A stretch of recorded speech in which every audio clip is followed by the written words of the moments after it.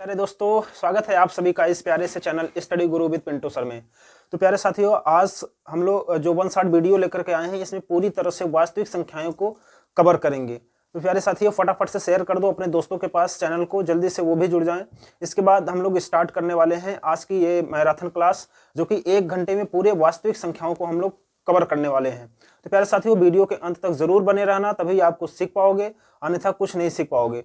तो आज का जो लेक्चर होगा, इसमें पूरे इंपॉर्टेंट क्वेश्चन के ही चर्चा करेंगे। ठीक है, जो एग्जाम के पॉइंट ऑफ व्यू से इंपॉर्टेंट है वही क्वेश्चन मैं कराऊंगा प्यारे साथियों, और इस चैप्टर से हर एक टाइप के क्वेश्चन को आपके सामने प्रेजेंट करूंगा। तो चलिए बिना समय गंवाए स्टार्ट करते हैं आज का सेशन।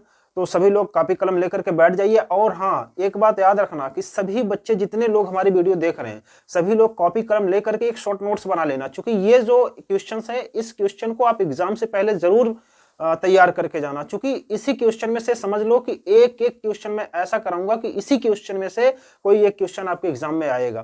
तो प्यारे साथियों, इस वीडियो को अंत तक देखना ना भूलना, और अगर चैनल पर नए हो तो चैनल को सब्सक्राइब कर लो। वीडियो को अंत में लाइक नहीं करते हो प्यारे साथियों, अभी वीडियो को लाइक कर दो और दोस्तों के पास शेयर कर दो। तो चलिए हम लोग स्टार्ट करते हैं आज का सेशन, वास्तविक संख्याएं।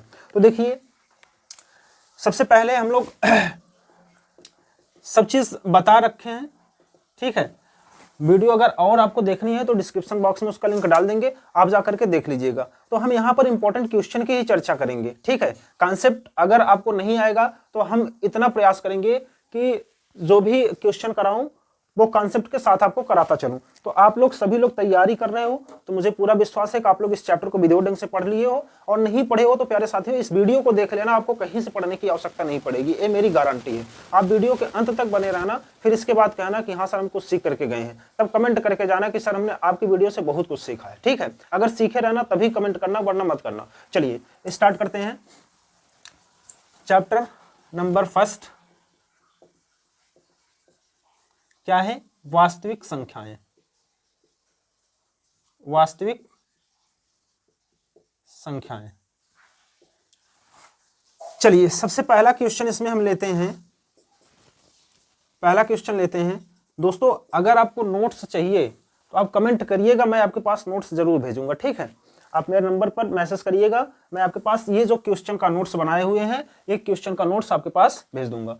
तो पहला क्वेश्चन है दोस्तों, संख्याएं 26 और 91 का, समझते चलना, संख्याएं 26 और 91 का अभाज्य गुणनखंड विधि से, अभाज्य गुणनखंड विधि से HCF व LCM ज्ञात कीजिए।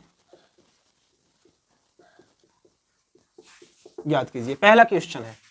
ठीक है, 26 और 91 का अभाज्य गुणनखंड विधि से एलसीएम और एचसीएफ ज्ञात करना है। तो कुछ है नहीं, बस केवल समझते चलना बढ़िया से, आप धैर्यता के साथ। देखिए 26 का हम फैक्टर करते हैं। ठीक, 26 का गुणनखंड करेंगे तो किससे कटेगा? 2 13 में 26, फिर 13 किससे कटेगा? 13 से ही कटेगा, चूंकि अभाज्य संख्या है, 13 का नम 13। इसके बाद इसी प्रकार 91 का कर लेते हैं। 91 का करेंगे तो 7 13 में 91, 13 7 91, फिर 13 अभाज्य संख्या है, 13 केवल 13 से कटेगा। तो नीचे लिखेंगे अभाज्य गुणनखंड किसका? 26 का क्या निकल का आया? 2 गुणे 13, और 91 का क्या निकल का आया? 7 गुणे 13। अब प्यारे साथियों, एचसीएफ जब ज्ञात करना होता है, एचसीएफ के लिए हम क्या करते हैं, जितनी संख्याएं होंगी उनके अभाज्य गुणनखंड में जो कॉमन होगा, जैसे 2 संख्याएं थी तो दोनों में कौन कौन का क्या कॉमन है? 13 कॉमन है, तो यही 13 हमारा क्या हो जाएगा? एचसीएफ हो जाएगा। बोले तो आंसर। ठीक, हमें एलसीएम भी बताना है, तो एलसीएम के लिए क्या करते हैं, जो कॉमन है उसको लिख लेते हैं, इसके बाद जो बचा हुआ होता है उसको भी लिख लेते हैं। 2 गुणे 7, तो क्या हो जाएगा? 13 गुणे 7 दूना 14, इसका गुणा करेंगे तो क्या मिल के आएगा? 14 गुणे 13, 3 चौक 12, 3 एक कन्नम 3 1 4, और 4 1 2 4 4 8 और 1 182। ठीक है, आई होप आपको समझ में आ गया। तो इसका एलसीएम क्या निकल का आया? 182, और एचसीएफ क्या निकल का आया? 13। समझ में आया? अगर आपको उत्तर की जांच करनी है तो उत्तर की जांच भी आप कर सकते हैं। कैसे? पहला व्यंजक गुणे दूसरा व्यंजक बराबर एलसीएम गुणे एचसीएफ। ये फार्मूला याद रखना दोस्तों, दो व्यंजकों के लसा और मसा का गुणनफल और दोनों व्यंजक। पहला व्यंजक क्या है? 26, दूसरा व्यंजक क्या है? 91 बराबर एलसीएम क्या निकल के आया? 182 और एचसीएफ क्या निकल के आया? 13। हम इन दोनों का गुणा करते हैं और इन दोनों का गुणा करते हैं, देखते हैं क्या इधर का और इधर का बराबर आता है। अगर दोनों तरफ का बराबर आ गया तो हमारा एलसीएम जो निकल के आया, एचसीएफ जो निकल के आया वो सही है। उत्तर की जांच करना है तो 91 का 26 में गुणा कर लो, इधर कर लेते हैं 91 गुणे 26, 6 कन्नम 6, 6 9 54 हो गया और 2 1 कम 2, 2 9 18, 26 6 इसके बाद 6 इसके बाद 8 5 13 आ जाएगा 23 66। इधर कितना आ गया? 23 66। इसका भी गुणा करते हैं, 13 दूना 26 हासिल कर दो, 13 अट्ठे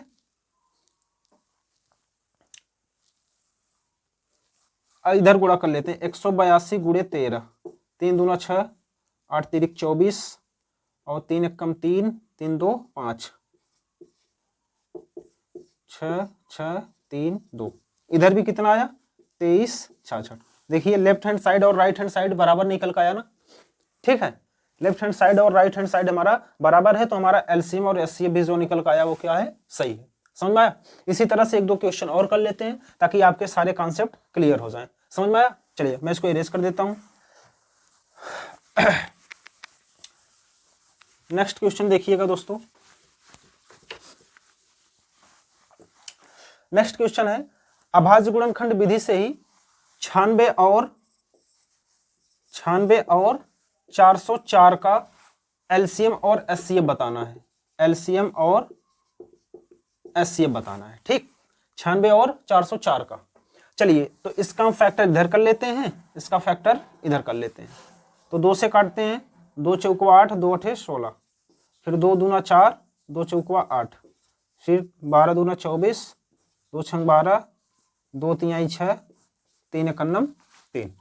ऐसे इसका करते हैं, 2 दूना 4, 2 दूना 4, फिर 2 एक कम 2, 0 ऐसा ही रहेगा, 2 एक कम 2।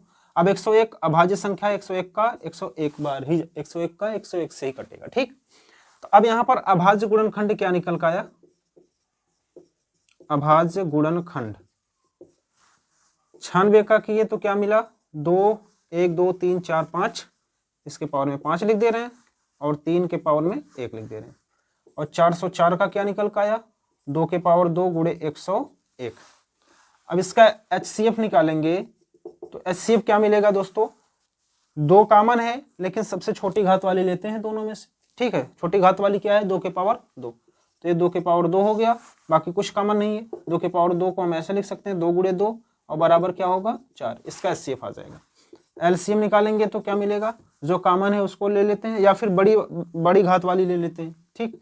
2 के पावर 5 गुणे 3 गुणे 101, तो एलसीएम क्या मिलेगा? 2 के पावर 5, 2 दूना 4 दूना 8 दूना 16 दूना 32, ये हो गया 32 गुणे 303। इसका इसमें गुणा कर दिए। अब इसके बाद इसका गुणा कर लेते हैं 303 का 32 में, तो क्या होगा? 2 तिहाई 6 0, 2 तिहाई 6।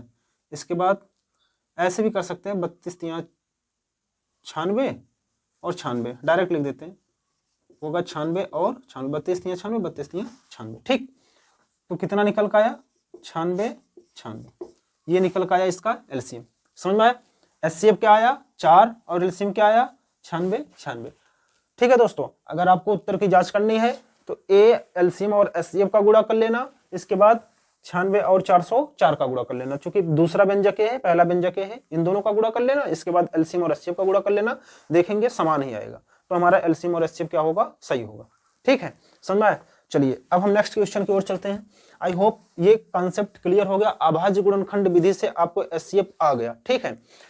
चलिए नहीं आया तो आप देखिएगा, एक आध दो क्वेश्चन और करा देंगे, आपका ये कॉन्सेप्ट क्लियर हो जाएगा। प्यारे साथियों सभी इंपॉर्टेंट क्वेश्चन है, ये समझ लेना कि ये पिछले वर्षों में पूछे गए सवाल हैं सब, ठीक है। चलिए तीसरे क्वेश्चन की ओर चलते हैं। तीसरा क्वेश्चन क्या है दोस्तों? अब तीसरा क्वेश्चन कह रहा है कि 867 867 तथा 255 का अभाज्य गुणनखंड विधि से ही एलसीएम और एचसीएफ बताना है। देखिए मैं एक ही टाइप के 3 क्वेश्चन करवा रहा हूं, ठीक है, एक ही टाइप के 3 क्वेश्चन 4 क्वेश्चन कराऊंगा, तो जितने टाइप है सबके 2-2 3-3 4-4 क्वेश्चन करवा देंगे तो आपके बिल्कुल कॉन्सेप्ट क्लियर हो जाएंगे और पूरा चैप्टर भी आपका वीडियो ढंग से क्लियर हो जाएगा। बस वीडियो के अंत तक जरूर बने रहना दोस्तों, अगर आप अधूरा छोड़ करके जाएंगे तो कुछ नहीं सीख पाएंगे, ठीक है। चलिए अब इसका अभाज्य गुणनखंड विधि से एलसीएम और एचसीएफ ज्ञात करना है, एलसीएम और एचसीएफ ज्ञात करना है। तो चलिए 867 का ज्ञात कर लेते हैं, इसके बाद 255 का इधर ज्ञात कर लेते हैं। 867 का देखिए 8 6 14 14 7 21, ये 3 से कटेगा, 3 से काटते हैं, 3 दूना 6, ठीक है, 3 दूना 6, मार्कर किधर गया वाला, हाँ ठीक ठीक, 3 दूना 6, इसके बाद यहाँ पर 2 बचा, 3 8 24, फिर 2 बचा, 3 9 27।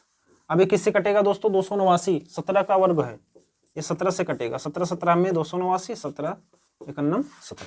चलिए अब ये 5 लास्ट में है तो ये 5 से कटेगा, या 5 5 10 2 3 से भी काट सकते हो, 3 8 24 और 3 5 15। अब ये 5 से कटेगा, 5 17 में 85 और 17 51 17। अभाज्य गुणनखंड क्या निकल का आया,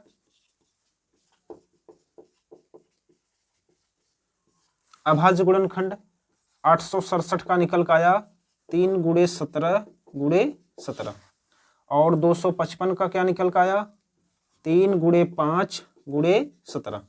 इसमें देखिए 17 कॉमन है और 3 कॉमन है, तो एचसीएफ हमें क्या मिल जाएगा 3 × 17 और 17 तिरिक 51, ये आ गया एचसीएफ। एलसीएम निकालना है तो एलसीएम के लिए क्या करते हैं, जो कॉमन है उसको तो लेते ही हैं, 3 × 17, बाकी जो बचा हुआ है 5 और 17 इसको भी ले लेते हैं, 5 × 17, ठीक है। तो एलसीएम क्या निकल का आएगा 17 तिरिक 51 × 17 5 85। अब इन दोनों का गुणा कर लेते हैं, इन दोनों का गुणा करते हैं। चलिए 85 × 51, 1 5 5 1 8 8, 5 5 25, 5 8 40, 40 2 42, 5 8 5 13, 3 और 4, ये आ जाएगा 43 35, ठीक है। एलसीएम क्या निकल का आया 43 35, this is answer. I hope अब आपका एक कॉन्सेप्ट बिल्कुल क्लियर हो गया होगा। अगर अब भी कोई दिक्कत है तो आप वीडियो को पीछे करके फिर से देखिएगा, ठीक है, या फिर वीडियो को दोबारा देखिएगा। चलिए अब हम चलते हैं नेक्स्ट क्वेश्चन की ओर, क्वेश्चन नंबर 4। प्यारे साथियों हम आपको ऑब्जेक्टिव क्वेश्चन भी करवाएंगे, ठीक है, वीडियो के अंत तक बने रहना, लास्ट में ऑब्जेक्टिव क्वेश्चन भी होगा, आपका एक भी पॉइंट छोड़ेंगे नहीं, और सब के सब जितने पॉइंट आज लेकर के जितने क्वेश्चन लेकर के आए हैं सबके सब इंपॉर्टेंट है, बिल्कुल एक भी क्वेश्चन मिस मत करना, ठीक है। क्वेश्चन नंबर 4 कह रहा है कि 144 के अभाज्य गुणनखंड में अभाज्य गुणनखंडों के घातों का योग बताना है, ठीक है।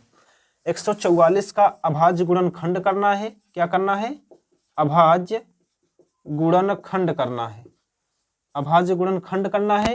इसके बाद गुणनखंडों में घातों का योग बताना है, क्या बताना है, घातों का योग, ठीक, घातों का योग।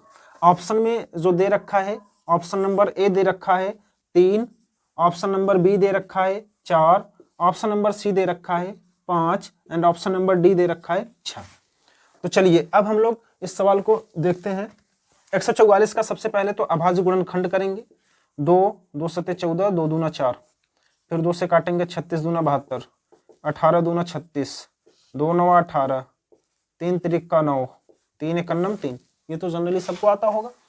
मतलब 144 का जो अभाज्य गुणनखंड निकल का आया 1 2 3 4, मतलब 2 के घाते 4 गुणे 1 2, 3 के घाते 2।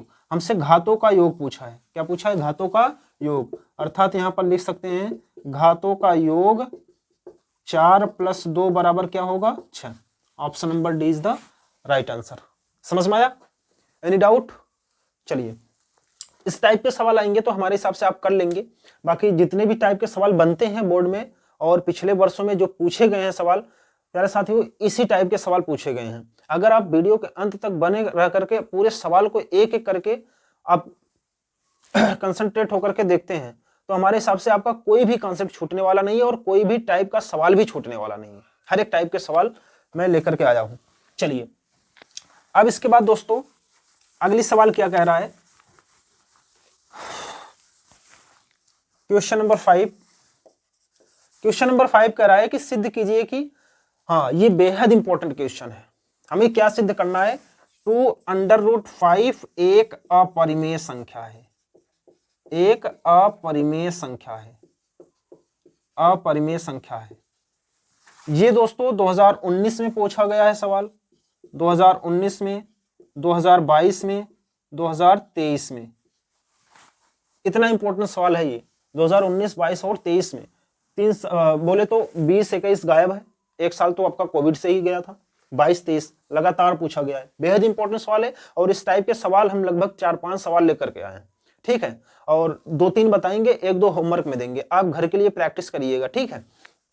चलिए अब इस टाइप के सवाल को लगाने के लिए एक प्रकार का ये समझिए तो प्रमेय है, ठीक है। इस टाइप के सवाल को जब लगाने का स्टेप है, बिल्कुल आप एकाग्र होकर के देखिए। सबसे पहले तो हम मान लेते हैं, माना 2 और करड़ी में 5 एक परिमेय संख्या है, एक परिमेय संख्या है, एक परिमेय संख्या है। जब परिमेय है तो 2 करड़ी में 5 ये P/Q के रूप का होगा ना, जहां Q 0 नहीं होगा या P व Q एक पूर्णांक होगा। हमने क्या बताया था परिमेय होने का केस, ये बताया था ना, या ये Q जो है वो 0 नहीं होना चाहिए, हर जो है वो 0 नहीं होना चाहिए, और P और Q एक पूर्णांक होना चाहिए, तथा जो P और Q का HCF है वो 1 होना चाहिए, या तो ये होना चाहिए। ये तीनों कंडीशंस फॉलो होने चाहिए। चलिए खैर कोई बात नहीं है, हमें ये चीज लेना है।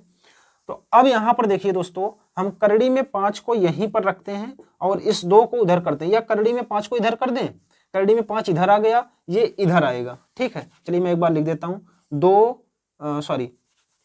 करड़ी में 5 इधर गया और ये इधर आया, तो 2 माइनस P/Q हो जाएगा और ये करड़ी में 5 इधर हो जाएगा, ठीक है। इसको हम मान लेते हैं इक्वेशन फर्स्ट। अब यहां पर देखिए ये जो करड़ी में 5 है ये क्या है, अपरिमेय है, जानते हैं। और हम आपको बताए भी हैं कि करड़ी में अगर अभाज्य संख्या है तो वो अपरिमेय होती है, तो ये क्या है, अपरिमेय है। और ये क्या है, परिमेय। ध्यान देना, परिमेय में परिमेय चाहे जोड़ा जाए, घटाया जाए, गुणा किया जाए या भाग किया जाए, वो क्या होता है, परिमेय ही होता है, ठीक है।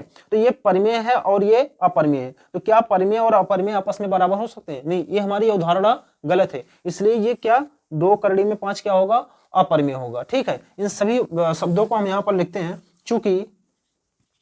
चूंकि 2 माइनस P/Q एक परिमेय संख्या है, तथा हम जानते हैं कि करड़ी में 5 एक अपरिमेय संख्या है, एक अपरिमेय संख्या है।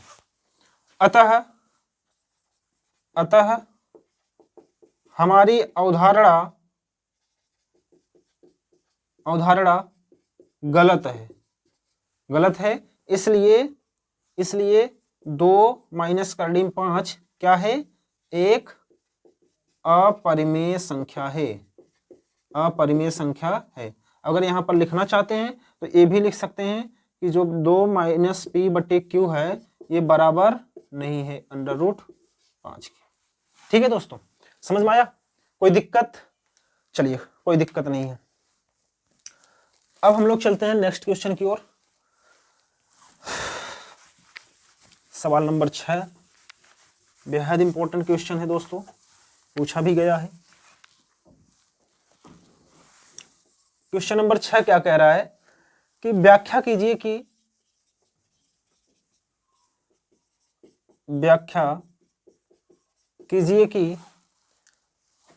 क्यों 17 गुणे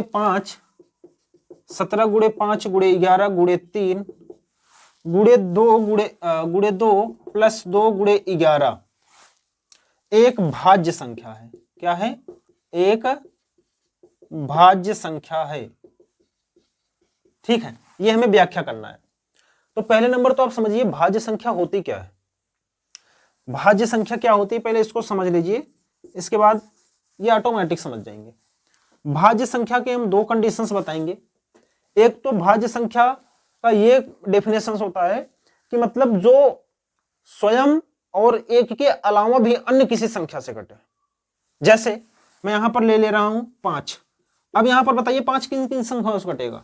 या तो 1 से कटेगा या तो 5 से कटेगा, और किसी से कटेगा नहीं। जब ये और किसी से ना कटे, केवल 1 से और स्वयं से कटे, तो ये अभाज्य संख्या होती है। क्या होती है दोस्तों? अभाज्य संख्या होती है। जैसे मैं यहां पर 9 ले लिया, तो 9 किससे कटेगा? 1 से कटेगा, 3 से कटेगा और 9 से भी कटेगा। मतलब ये एक और स्वयं के अलावा भी अन्य संख्या से कट रही है। अब जरूरी नहीं है कि अन्य संख्या केवल एक ही हो, और भी हो सकते हैं। बोले तो जो स्वयं और एक के अलावा भी अन्य संख्या से कटे वो क्या होती है? भाज्य संख्या होती है ना। अर्थात हम अगर हम कहें तो हम इसका अगर फैक्टर करेंगे 5 का, तो क्या लिखेंगे? 1 गुणे 5। और कुछ लिख सकते हैं क्या? नहीं ना। बस मतलब इसके अभाज्य गुणनखंड में 2 संख्याएं, बस अभाज्य गुणनखंड में कितनी संख्याएं? 2 है। लेकिन इसके अभाज्य गुणनखंड में 2 से अधिक होते हैं। ठीक है, बोले तो जैसे 9 ही ले लिए, तो इसको क्या लिख सकता हूं? 1 गुणे 3 गुणे 3। देखिए अभाज्य गुणनखंड में 2 से अधिक संख्याएं है नहीं, 1 2 3 है ना। मतलब जिनके अभाज्य गुणनखंड में 2 से अधिक संख्याएं होती हैं, ठीक है, उसे क्या कहते हैं? भाज्य संख्या कहते हैं। समझ में आया? तो चलिए कुछ इसी प्रकार इसका भी मसला है, उसको भी देख लेते हैं।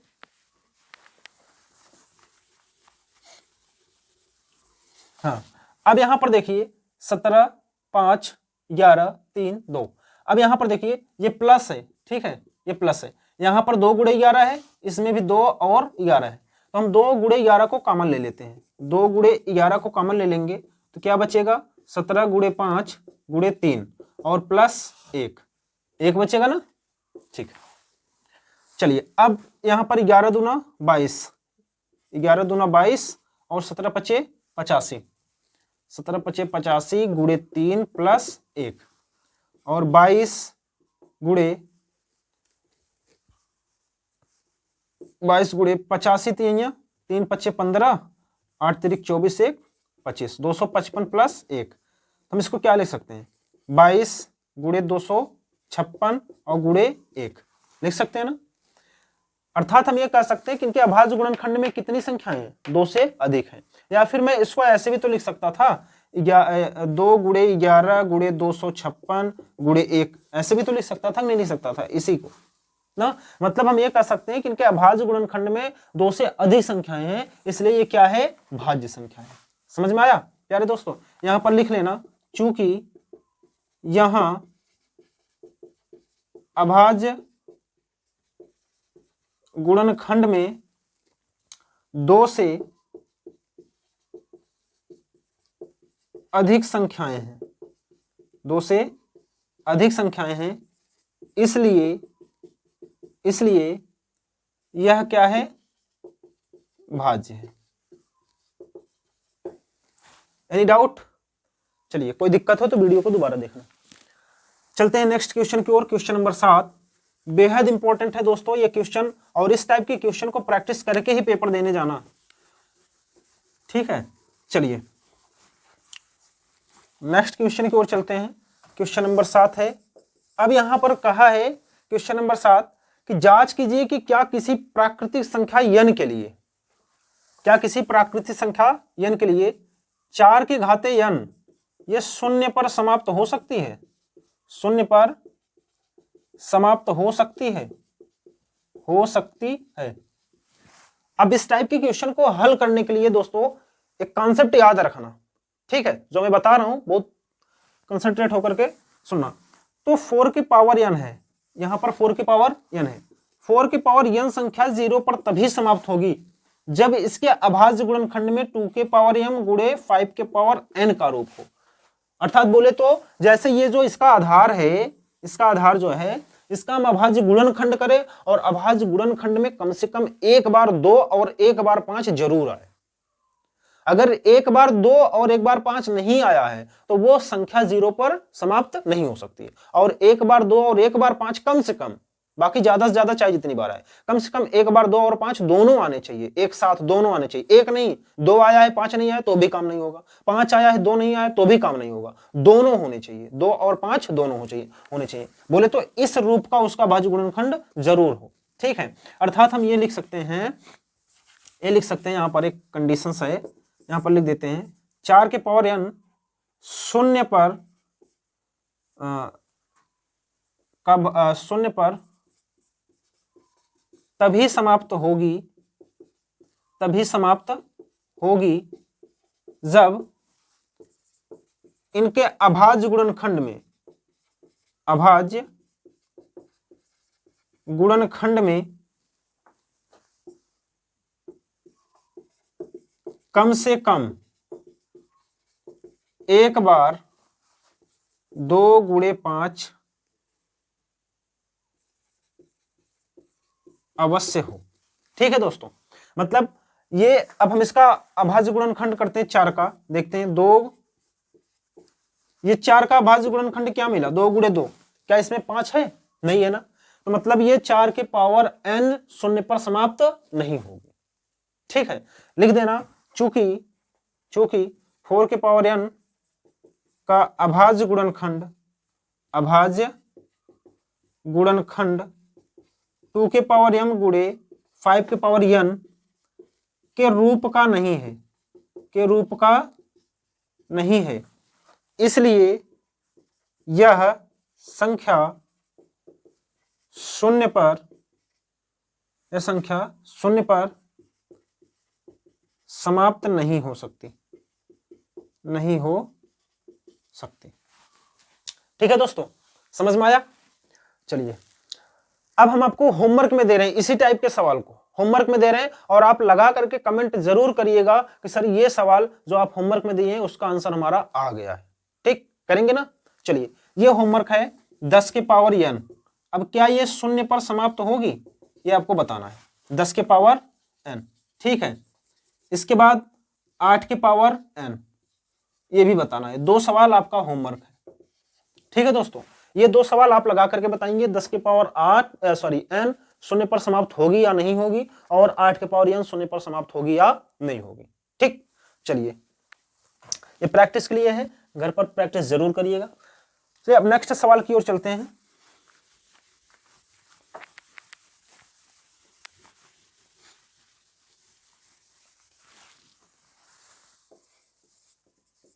सवाल नंबर 8 कह रहा है दोस्तों कि दिया है जो HCF है, HCF 252 और 594 का, 252 और 594 का 18 है, तो हमें एलसीएम निकालना है। एलसीएम 252 और 594 का एलसीएम हमें निकालना है। ठीक, तो इसके लिए देखिए, ये पहला व्यंजक है, ये दूसरा व्यंजक है, उसका मस दे रखा है, और ये दूसरा पहला व्यंजक है, दूसरा व्यंजक है, उसका लस बताना है। तो इसके लिए सूत्र है दोस्तों, पहला व्यंजक गुणे दूसरा व्यंजक बराबर लस गुणे मस। ठीक, इसी फार्मूले पर रखकर निकालते हैं। पहला व्यंजक क्या है 252 गुणे दूसरा व्यंजक 594, एलसीएम नहीं पता है, हमें फाइंड करना है, और एचसीएफ कितना दिया हुआ है 18। तो एलसीएम बराबर क्या हो जाएगा 252 गुणे 594 बटे 18। अब इसको काटते हैं, चलिए 9 5 14, 14 4 18, ठीक है, 3 से काटिए, 3 6 18, 3 1 कम 3, 2 बचा, 3 9 27, फिर 3 8 24, फिर ये 6 से कट जाएगा क्या, 5 2 7 2 9, 6 चौक 24, हाँ ये कट जाएगा, 6 चौक 24 और 6 दूना 12। तो एलसीएम क्या मिलेगा 42 गुणे 198। हमें क्या ज्ञात करना था, हाँ ठीक है, ठीक है। अब इसका गुणा कर लेते हैं, 198 गुणे 42, 8 दूना 16, 9 दूना 18, 1 19 और 2 1 कम 2 1 3, 8 चौक 32, 9 चौक 36, 36 3 39 और 4 1 कम 4 3 7, 6 9 2 11, 9 3 12 1 13, 7 1 8। आ गया 83 और 16। तो आंसर कितना निकल कर आया? 83, 16। समझ में आया दोस्तों? इस टाइप के सवाल बन सकते हैं। इस टाइप के सवाल आप प्रैक्टिस करके जाइएगा, जो पहला व्यंजक गुणे दूसरा व्यंजक बराबर लसा गुणे मसा पर आधारित है। ठीक, चलिए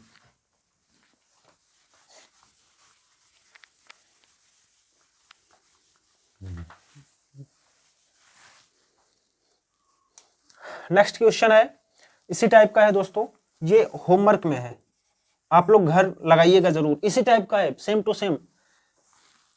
सवाल में दिया है एलसीएम ऑफ 132 288, 132 और 288 का एलसीएम दिया है 3168, और हमें इसी संख्या का एचसीएफ निकालना है 132 और 288 का।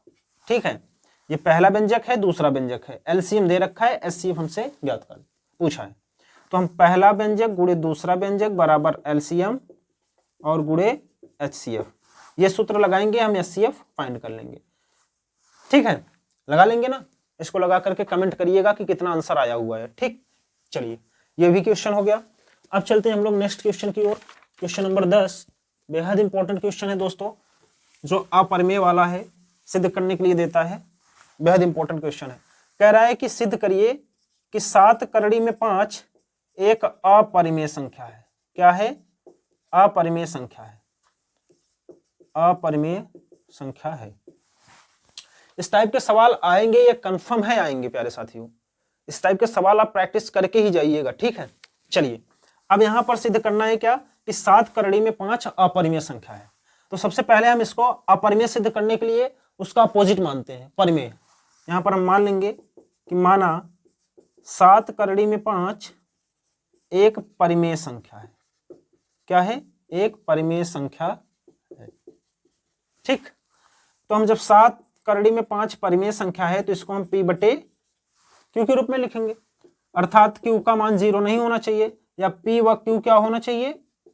पूर्णांक होना चाहिए, तथा HCF जो p और q का हो वो क्या हो? 1 होना चाहिए। तो यहां पर देखिए करड़ी में 5 को यहीं रहने देंगे, सॉरी करड़ी में 5 को यहीं रहने देंगे और 7 को इधर करेंगे तो p/7 q, ये हो जाएगा ना। अब यहां पर देखिए ये p बट्टे q परिमेय है, 1/7 भी परिमेय है। परिमेय का परिमेय में गुणा हुआ तो क्या हुआ? परिमेय ही हुआ। और ये करड़ी में 5 क्या है? अपरिमेय है। और अपरिमेय परिमेय आपस में बराबर हो सकते हैं? नहीं ना। तो ये हमारी अवधारणा गलत है। बस नीचे लिख देना, चूंकि p/7q क्या है? एक परिमेय संख्या है, एक परिमेय संख्या है। और हम जानते हैं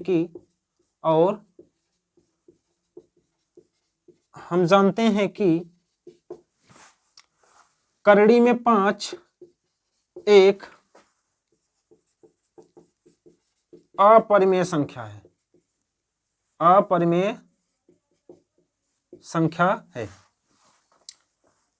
इसलिए करड़ी में 5 ये बराबर नहीं है p/7 q के। अतः हमारी अवधारणा गलत है। इसलिए 7 करड़ी में 5 एक अपरिमेय संख्या है, अपरिमेय संख्या है। समझ में आया? चलिए अब हम लोग चलते हैं नेक्स्ट सवाल की ओर। ये भी सवाल हमारा हो गया, और इस टाइप का सवाल दोस्तों आप प्रैक्टिस करिएगा जरूर। ठीक है, अब यहां पर कह रहा है कि सिद्ध करिए कि 2 प्लस करड़ी में 3 एक अपरिमेय संख्या है। लो, फिर आ गया इस टाइप का क्वेश्चन। 2 प्लस करड़ी में 3 एक अपरिमेय संख्या है, यह सिद्ध करना है। ठीक है, जितने भी सवाल संभवतः मुझे लगे सबके सब सवाल हम लाए हैं आपके लिए। तो 2 प्लस करड़ी में 3 जब अपरिमेय संख्या सिद्ध करना है तो हम क्या करेंगे? अभी इसके पहले हम एक सवाल लिए थे, एक सवाल सेम टू सेम इसी के जैसा था ना। चलिए अब इसको भी देख लेते हैं।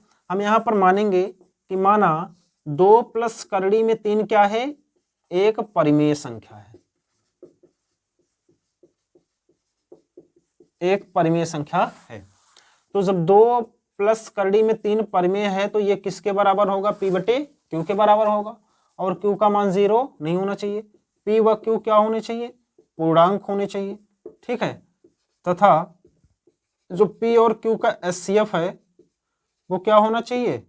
1 होना चाहिए ना। चलिए अब यहां पर देखिए, करड़ी में 3 को यही रहने देंगे और इसको इधर कर देंगे तो P बटे Q माइनस क्या हो जाएगा? 2 हो जाएगा ना। यहां पर देखिए दोस्तों, ये जो P बटे Q है क्या है? परिमेय है। और ये क्या है? 2 परिमेय है। परिमेय में से परिमेय घटेगा। मैंने बताया ना, परिमेय में से परिमेय चाहे घटे, जुड़े, गुणा हो चाहे भाग हो, परिमेय ही होता है। ठीक, तो अब यहां पर चूंकि P बटे Q माइनस 2 एक परिमेय संख्या है। क्या है? एक परिमेय संख्या है, तथा हम जानते हैं कि करड़ी में 3 एक अपरिमेय संख्या है। अपरिमेय संख्या है। ठीक है, अर्थात यह कह सकते हैं करड़ी में 3 समीकरण 1 से करड़ी में 3 P बटे Q माइनस 2 के बराबर नहीं हो सकती। नीचे लिख लेना। इसलिए यह अवधारणा गलत है। अतः 2 प्लस करड़ी में 3 एक अपरिमेय संख्या है। ठीक है दोस्तों, समझ में आया? Any doubt? चलिए, कोई दिक्कत नहीं है। अब हम लोग चलते हैं नेक्स्ट सवाल की ओर। अब नेक्स्ट सवाल में हम आपको एक होमवर्क देते हैं, सेम टू सेम यही डे टू डे ऐसे ही क्वेश्चन है, बिल्कुल ऐसे ही है। ये होमवर्क में है दोस्तों। अब आप इस सवाल को लगाएंगे। 5 करड़ी में 3 सिद्ध करना है। 5 करड़ी में 3 एक अपरिमेय संख्या है। ठीक है, सेम टू सेम ऐसे सवाल है। एक सवाल आप लगाएंगे तो प्रैक्टिस हो जाएगा। 5 करड़ी में 3 एक अपरिमेय संख्या है, इसको सिद्ध करना है। ठीक है, चलिए, और सिद्ध करके आप कमेंट बॉक्स में कमेंट करिएगा, सर हमारा हो गया। चलिए,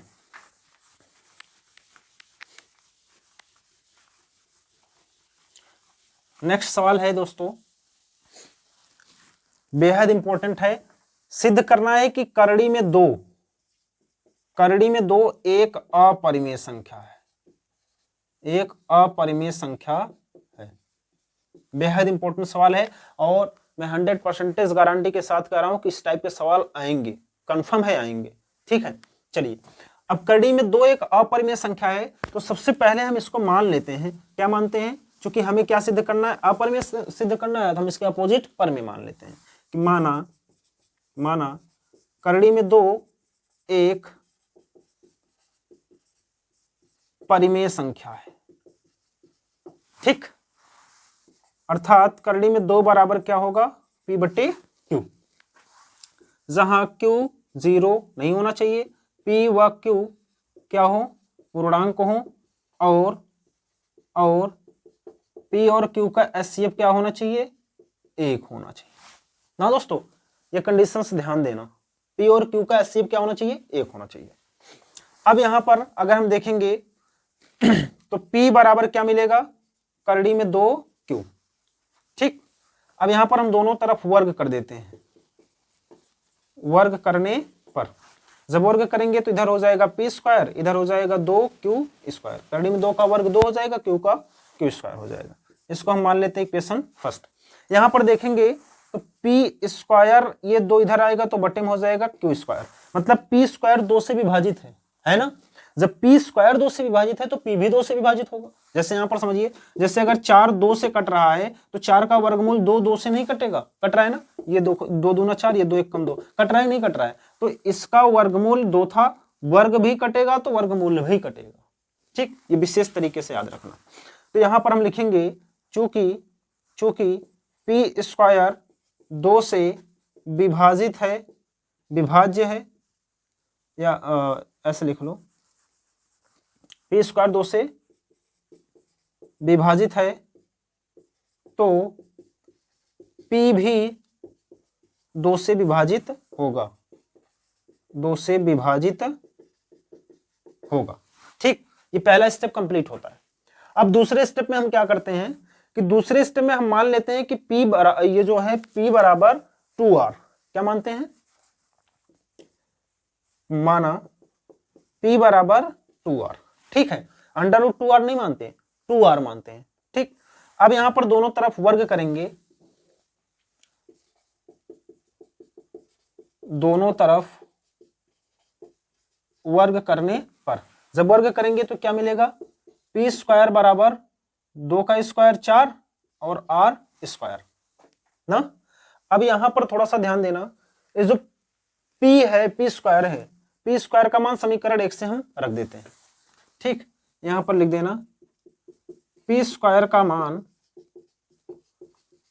समीकरण 1 से रखने पर, जब समीकरण 1 से रखेंगे तो P स्क्वायर का मान क्या है, 2Q स्क्वायर। तो यहां पर हो जाएगा 2Q स्क्वायर बराबर 4R स्क्वायर, 2 दूना 4, तो यहां पर हो जाएगा Q स्क्वायर बराबर 2R स्क्वायर। अर्थात यहां पर Q स्क्वायर 2 से विभाजित है तो Q भी 2 से विभाजित होगा। यहां पर लिखेंगे Q स्क्वायर 2 से विभाजित है तो Q भी 2 से विभाजित होगा।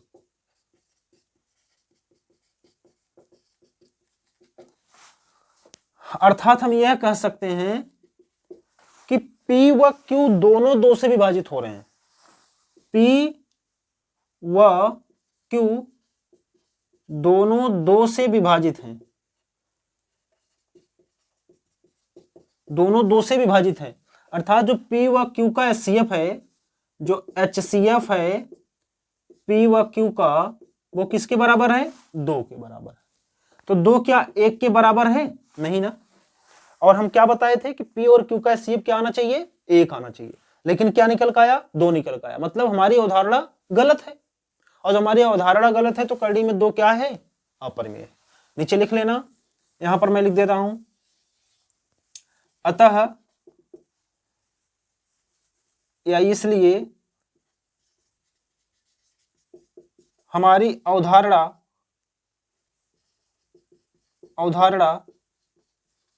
गलत है, अतः करड़ी में 2 एक अपरिमेय संख्या है। ठीक है दोस्तों, समझ में आया, करड़ी में 2 अपरिमेय संख्या है। स्टेप बिल्कुल आप ध्यान से देखिएगा, ये एक प्रकार से प्रमेय ही है, समझो। ठीक, स्टेप ध्यान से देखिएगा। अब हम आपको होमवर्क में इसी टाइप के सवाल दे रहे हैं, और होमवर्क में आप लगा करके अपने कॉपी में नोट करिएगा। ठीक है, चलिए होमवर्क है, करड़ी में 2 हमने बताया। अब आप निकालेंगे करड़ी में 3 का और करड़ी में 5 का, इन दोनों का निकालेंगे कि ये दोनों अपरिमेय है। ठीक, इन दोनों का निकालिएगा, ये होमवर्क में है कि करड़ी में 3 और करड़ी में 5 सिद्ध करिएगा कि यह एक अपरिमेय संख्या है। ठीक, चलिए अब चलते हैं हम नेक्स्ट सवाल की तरफ। अब नेक्स्ट सवाल है दोस्तों ऑब्जेक्टिव। ठीक है, ऑब्जेक्टिव सवाल है, और हमारे हिसाब से जितने भी इंपॉर्टेंट सवाल थे वो सब के सब हम यहाँ पर डिस्कस कर चुके हैं। और इस टाइप के सवाल अक्सर पूछे जाते हैं। प्यारे साथियों, सभी लोग विधिवत ढंग से इन सवालों को तैयार कर लेना। ठीक, चलिए अब हम देखते हैं ऑब्जेक्टिव टाइप के सवाल किस टाइप के बनते हैं, वो भी देख लेते हैं फटाफट से। कुछ सवाल हैं,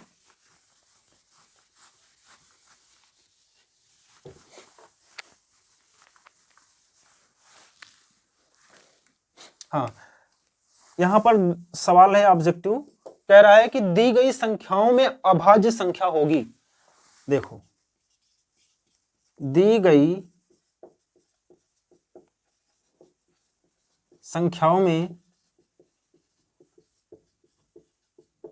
अभाज्य संख्या होगी। ऑप्शन नंबर ए दिया है 0, ऑप्शन नंबर बी दिया है 1, ऑप्शन नंबर सी दिया है 2, ऑप्शन नंबर डी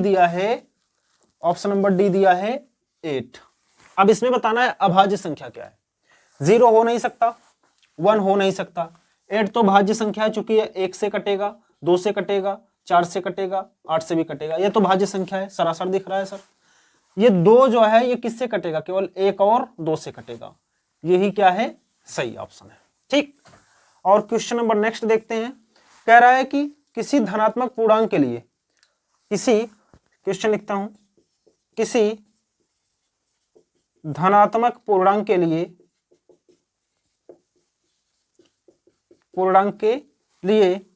प्रत्येक धनात्मक विषम पूर्णांक, प्रत्येक धनात्मक विषम पूर्णांक का रूप होता है,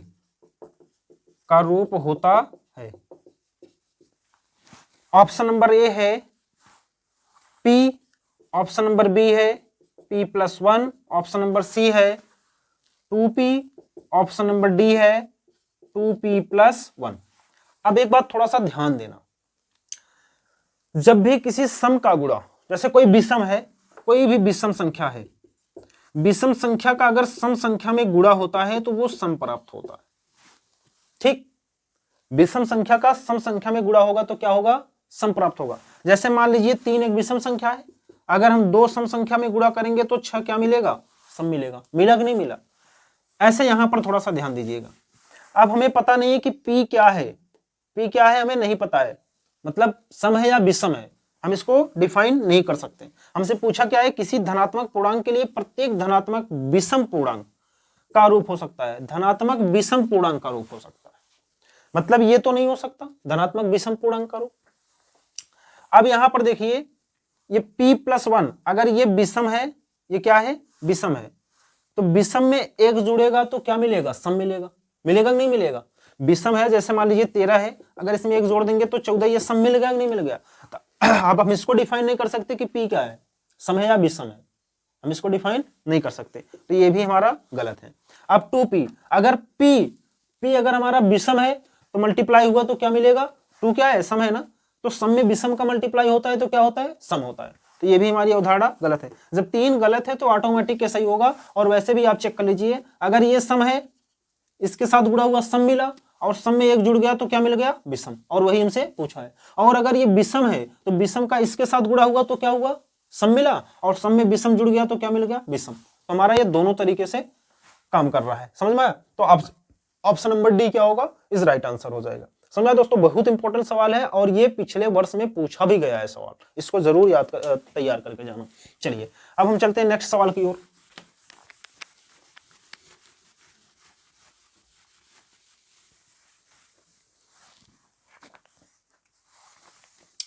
नेक्स्ट सवाल कह रहा है दोस्तों कि निम्न में से कौन सा सहभाज्य संख्या का एक युग्म है।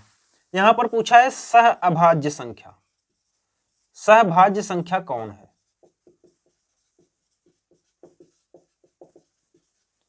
सहभाज्य संख्या कौन सा है? ऑप्शन नंबर ए में दिया हुआ है 14 और 35, 14 और 35। ऑप्शन नंबर बी में दिया है 18 25, 18 25। ऑप्शन नंबर सी में दिया है 31 93, 31 93। और ऑप्शन नंबर डी में दे रखा है 32 62, 32 और 62। ठीक, अब इसमें बताना है सहभाज्य संख्या क्या है। सहभाज्य क्या होती है दोस्तों? ऐसी संख्याओं का जोड़ा या युग्म जिनके उभयनिष्ठ केवल क्या हो, 1 हो, अर्थात दोनों संख्याओं का मासा क्या हो, 1 हो। ठीक, ये कॉन्सेप्ट होता है। जैसे यहां पर देखेंगे तो ये 2 सते 14 या 7 दूना 14, 7 से कट रहा है और 7 पचे 35, मतलब इसका HCF क्या है, 7 है। ये 7 1 के बराबर है क्या, नहीं ना, तो ये हमारा गलत है, ये सहभाज्य नहीं है। चलिए अब इसके बाद यहां पर चेक करते हैं, इसको हम किससे काटेंगे? अगर हम 2 से काटेंगे तो ये कटेगा नहीं ना, अगर मैं 3 से काटूंगा ये कट जाएगा लेकिन ये कटेगा नहीं ना, 5 से मैं काटूंगा ये कटेगा लेकिन ये नहीं कटेगा। इन दोनों का HCF क्या आ रहा है, 1 आ रहा है, अर्थात यही ऑप्शन हमारा क्या हो जाएगा, सही हो जाएगा। मतलब ये ऐसा जोड़ा है कि जिनका उभयनिष्ठ केवल और केवल क्या है, 1 है। और यहां पर देखेंगे तो 31 51 31, 31 3 93, बोले तो 31 से कट रहा है, इसका HCF क्या आ रहा है, 31 आ रहा है ना। अब यहां पर देखेंगे तो क्या मिलेगा, 2 16 में 32, 2 31 में, मतलब इसका HCF जो निकल का आया, इसका HCF क्या निकल का आया, 2 निकल का आया, जो कि ये भी गलत है, ये भी गलत है और हमारा यही सही है। समझ आया? चलिए अब नेक्स्ट क्वेश्चन देखिएगा दोस्तों। नेक्स्ट क्वेश्चन क्या कह रहा है कि किसी धनात्मक पूर्णांक q के लिए, लिखता हूं पूरा सवाल, किसी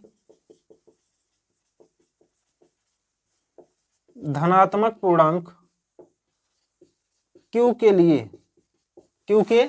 लिए प्रत्येक धनात्मक सम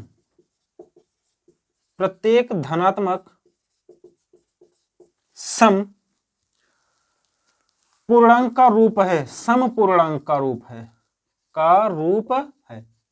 अब यहां पर पूछा है सम पूर्णांक का रूप है। देखिए जैसे वहां पर विषम पूर्णांक का रूप पूछा था, यहां पर सम पूर्णांक का रूप। देख रहे हैं, दोनों टाइप के सवाल डाला हुआ हूं। पहला ऑप्शन है q-1 और दूसरा ऑप्शन है q+1, तीसरा ऑप्शन है 2q और चौथा ऑप्शन है 2q+1। अब यहां पर बताना है कि सम रूप का कौन सा पूर्णांक है। अब q अगर विषम है, ये सम है, इसमें से एक माइनस होगा, विषम होगा, ये तो होगा नहीं। ये भी अगर मान लेते हैं सम है तो इसमें एक जुड़ गया, विषम है। अब हम इसको डिफाइन नहीं कर सकते ना सम है या विषम है, तो इसलिए ये भी क्या होगा, गलत हो जाएगा। अगर यहाँ पर q सम है तो सम में गुणा हुआ तो सम ही मिलेगा, और अगर विषम भी है तो भी सम में गुणा होगा तो सम मिलेगा। दोनों तरफ से सम मिल रहा है ना। अगर q को हम विषम मान ले रहे हैं, अगर विषम मान करके ये दो तो सम है ना, इसमें गुणा हुआ तो हमें जो मिलेगा वो क्या मिलेगा, सम मिलेगा। अगर हम इस q को सम मान ले रहे हैं, सम का गुणा 2 में होगा तो भी हमें क्या मिलेगा, सम। और दोनों कंडीशंस में सम मिल रहा है, अर्थात यही हमारा सही आंसर होगा। और यहां पर देखेंगे तो ये हमारा गलत आंसर होगा, क्योंकि अगर ये सम होगा, ये देखिए यहाँ पर ये सम मिल रहा है। सम में अगर हम एक विषम मतलब विषम जोड़े तो हमें क्या मिलेगा, विषम मिलेगा, और जो कि ये हमें नहीं मिलना चाहिए। हमें क्या मिलना चाहिए, सम मिलना चाहिए, अर्थात ये जो 2q वाला ऑप्शन है ये सही हो जाएगा। ठीक है, चलिए अब इसके बाद नेक्स्ट सवाल की ओर चलते हैं।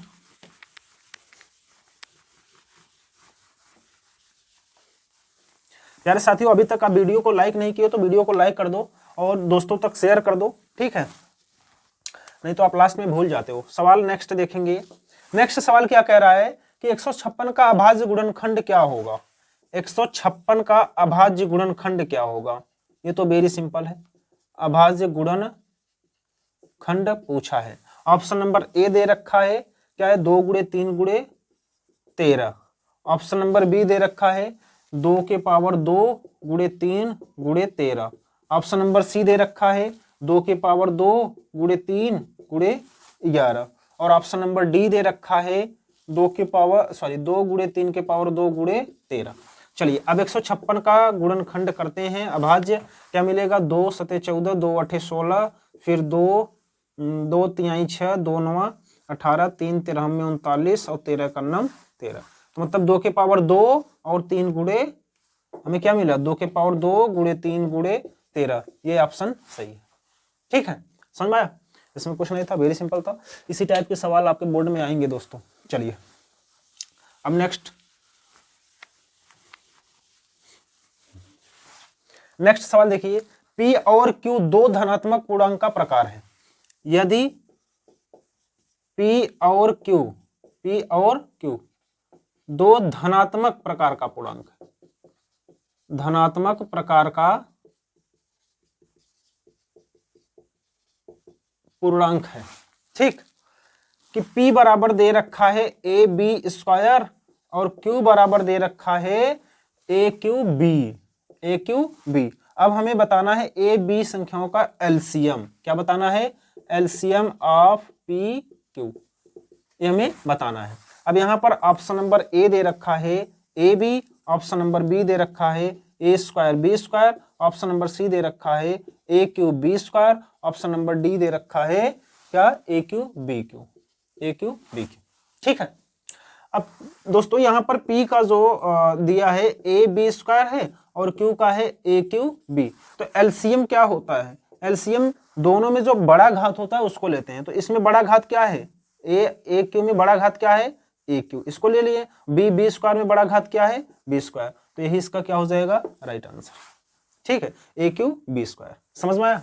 चलिए अब नेक्स्ट सवाल क्या है दोस्तों,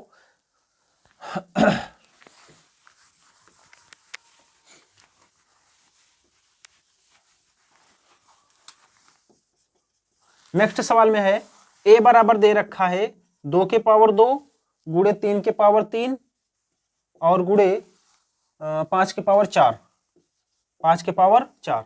और b बराबर दे रखा है दोस्तों 2 के पावर 3 गुणे 3 के पावर 2 और गुणे 5। अब हमें HCF बताना है। क्या बताना है? HCF of AB। AB का HCF बताना है। HCF में क्या करना होता है, दोनों में से जो कॉमन होता है और छोटी घात वाला उसको लेते हैं।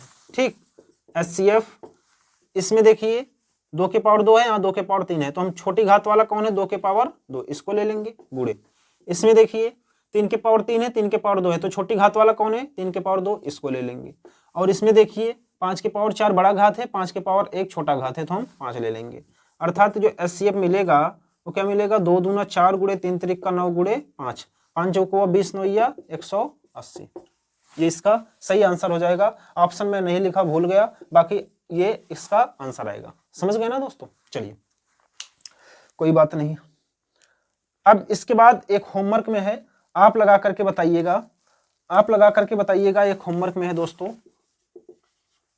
होमवर्क में यह है सवाल 192 के अभाज्य गुणनखंड में 2 का घात क्या होगा? 192 के अभाज्य गुणनखंड में, अभाज्य गुणनखंड में 2 का घात क्या होगा? 2 का घात आपको बताना है। ठीक, ये होमवर्क है। और एक सवाल होमवर्क में है, इस टाइप का सवाल मैं करवा चुका हूं, ये भी होमवर्क में है कि 2 संख्याओं का मस, 2 संख्याओं का मस 27 एवं लसा 162 है, एवं लसा 162 है। यदि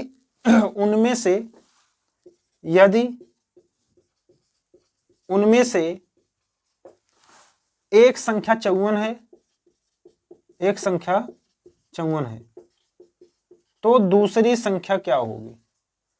तो दूसरी संख्या क्या है ये बताना है आपको। ठीक, मासा दे रखा है, लासा दे रखा है, पहला व्यंजक भी दे रखा है, बोले तो पहली संख्या भी दे रखा है, दूसरी संख्या आपको बतानी है। ये दोनों होमवर्क में है, इसको लगा करके इसका आंसर जरूर बताइएगा कमेंट बॉक्स में। ठीक है, इसका आंसर जो है वो जरूर कमेंट करिएगा। चलिए अब चलते हैं नेक्स्ट सवाल की तरफ।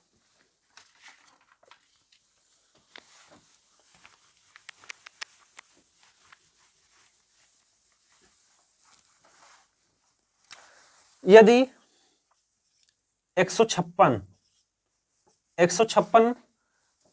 यहां पर दिया है 2 के पावर x गुणे 3 के पावर y गुणे 13 के पावर z, तो हमें फाइंड करना है x plus Y plus Z बराबर क्या होगा। ठीक, ऑप्शन नंबर ए दे रखा है 4, ऑप्शन नंबर बी दे रखा है 5, ऑप्शन नंबर सी दे रखा है 3, ऑप्शन नंबर डी दे रखा है 6। चलिए अब यहां पर बोले तो इसका हमें फैक्टर करके दिया हुआ है, इसके 2 के पावर x है, तो हम फैक्टर करेंगे, देखेंगे 2 के पावर कितना आता है, तो x का स्थान बोले तो जो आया है उसका स्थान x लिया हुआ है।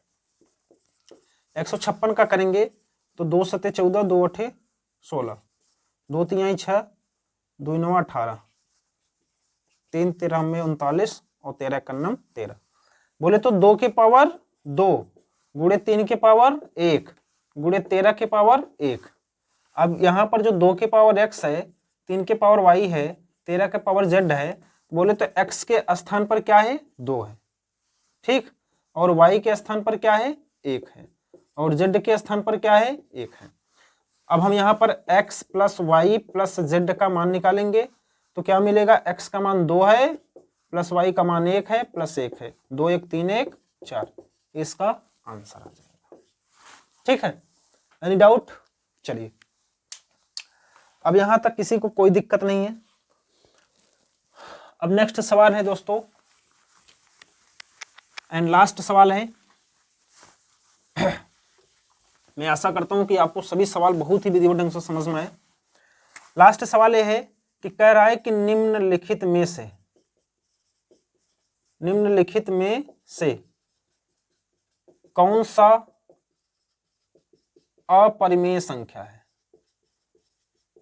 अपरिमेय संख्या है। ऑप्शन नंबर ए दे रखा है पाई,